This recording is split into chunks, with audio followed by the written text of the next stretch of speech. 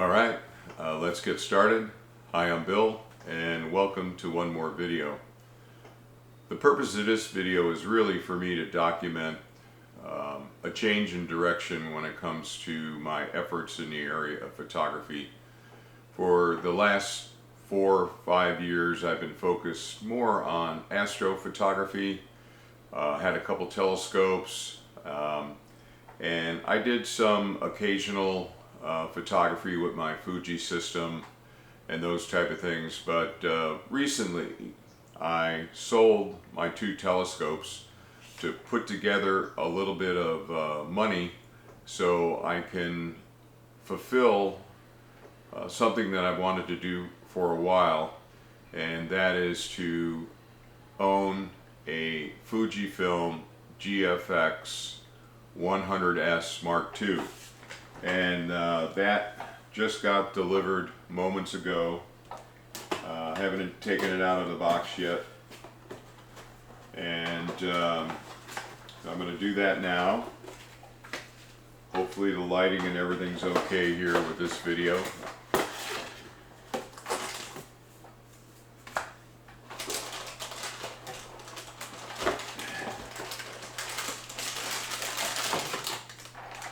Okay, let's see if I keep from dropping it on the floor. My hands are clean.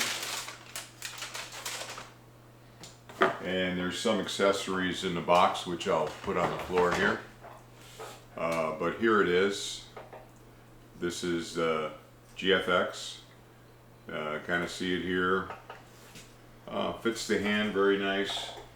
Maybe for a size comparison, here's my X-T4, and currently I'm shooting this video with my Fuji X-H2S. So I am now going to find out what it's like to do landscape photography and portrait photography with a camera that has 102 megapixels. Certainly more than I probably need, although one of the goals that I have is to do a large print.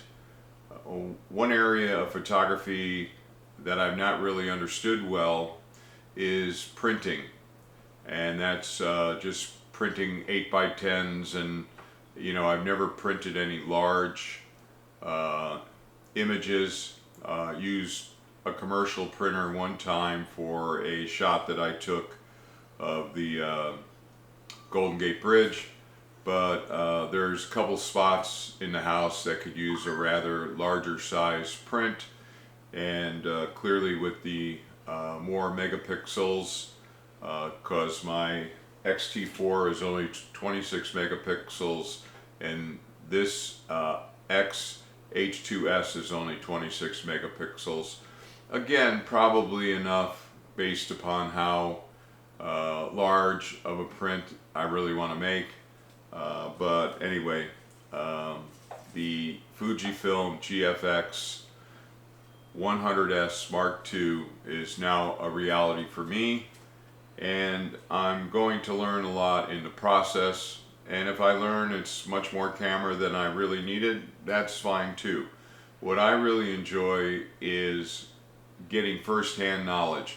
I can read forums and watch videos and all that, but I like finding out these things for myself, and for the type of photography that I plan on doing, I'm moving more towards a landscape, which I've not really focused on much in the past, if at all, and then also trying to restart my efforts around the portrait photography. How does the 100S Mark II fit in to those goals that I have? So along with it, I also purchased the 45-100, the GF 45-100 f4, and also the 20-35. And again, I got these two primarily for landscape photography, but I understand it's a pretty good lens when you're at the farther end for portrait photography as well. I used to be a Canon shooter and I used the 70-200 f2.8. I liked the compression that the reach provided with that lens. It was a beautiful lens. I paired it up with my Canon 6D and really produced some really nice portraits, and so be interesting to see how this setup here does with portrait photography as well.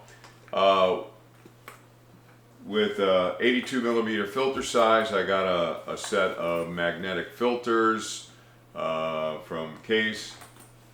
Hopefully that's how you pronounce that.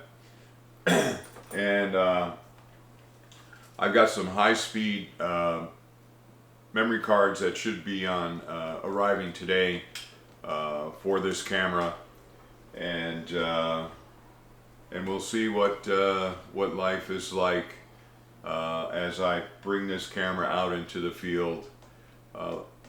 Might do a trip Christmas Day down to the Southern California area, Death Valley, to shoot some landscape, and if the skies are clear, I'll even use the 100S II to shoot some Milky Way, which is still something that's on my agenda. I've not really shot Milky Way images before, and so we'll see how this camera does. So probably initially my efforts will be closer to home. In San Mateo, California. The ocean, Half Moon Bay, is about 13 to 18 miles away.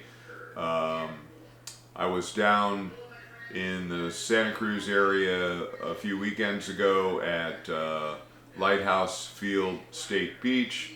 Captured a couple of sunsets and some golden hour images. I was practicing using HDR approach and taking multiple exposures at different exposure settings, and then I blended them together in Lightroom for the composite image, and then I processed that in Lightroom. Also going to be working on developing the autofocus, not autofocus, but the focus stacking technique. So if the aperture does not allow me to get everything pretty much in focus, then I'll resort to the focus stacking approach. I'll learn how to execute that and do that some more. So these are some of the things I'm going to be working on, but being this close to the ocean, pretty easy for me to go away overnight and different places. Maybe I'll head up to Bodega Bay, I'll head down to Santa Cruz again, and then there's Santa Barbara, and there's different coastal locations that are pretty easy for me to get to. I do want to take a trip into the Eastern Sierras. There is snow on the Eastern Sierras right now. Look for some opportunities there. But really, I'm at the front end of landscape photography. You know, to me, I need a good subject. I need to be able to build a composition around that subject, and then I need good light to really have the three factors that are required in my mind to capture a good landscape photograph. Anyway, again, this channel is really about me documenting my progress. If it's not a tutorial or anything, I will be sharing my experiences. If you pick up some useful, helpful information, I think that's great. As always, feel free to ask questions. I mean, do you really need a 102 megapixel camera? Probably not. Will a full frame 50 megapixel be more than enough? Probably. But I like the Fuji system so much, and I I didn't want to go into like a Canon or a Sony and then have to get all the lenses. I kind of like the menu system on the Fujis, and so I just said, you know, okay, let's spend a bunch of money and let's see what I learned in that process, and it'll be what it'll be, and that's what I will share on this channel, kind of documenting my progress and what I'm finding out as I try to restart my portrait photography efforts, as well as really invest a lot of effort into producing landscape photographs. We'll see what happens. You never know. But other than that, if you like this kind of content, please like, share, and subscribe. And if you have any questions or anything, comments, let me have them. I'll be happy to answer them. You know, I've been all around the question of whether a 102 megapixel camera is really needed. No, it's not. It really depends on what you're going to do. If you're going to be printing really large prints and those type of things, I understand all that. But still, just the same, I wanted to learn about the Fuji GFX100S Mark II camera, what it's like working with 102 megapixels. I'll learn something from the experience, and I'll have a good time exploring, which is what really makes photography and any endeavor that I do interesting for me, is hands-on first, you know, hands-on knowledge development. And I'm going to have a lot of failures along the way, but failures are the foundation for success. But I know I will have fun in the process. So thanks again for dropping into the channel. As far as future content, there will be probably a couple videos per month. You never know. And we'll take it from there. So thanks again for dropping into the channel. Until next time.